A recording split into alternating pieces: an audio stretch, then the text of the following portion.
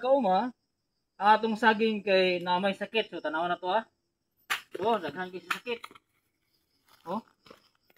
Na ginatawag namo ni siya sa amo kay tibagnol. So karon kay na may sakit atong saging, so unsaon nato na siya pag tambal para mawala ni siya. So adto ta sa iyang punuan. So mo niyang punuan mga kauma kani. So kani siya ato ni siyang bangagan. Kani. Bangagan nato ni. Ini bangagan.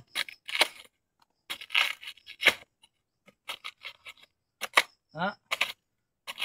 Ini ato ni siyang bangagan ug tambalan nato ni siya. Ang ginatambal nako ani dati kaning animan kay asin.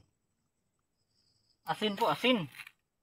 Pagkahuman sa asin mga kauma, butangan ba na isang chlorine. Mao ni siya chlorine nito siya. Kani.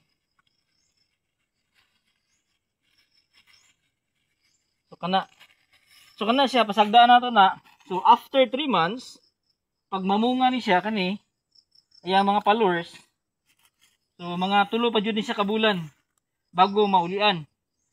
Kay sayang pud kayo ang atong mga saging nga dili siya mapuslan.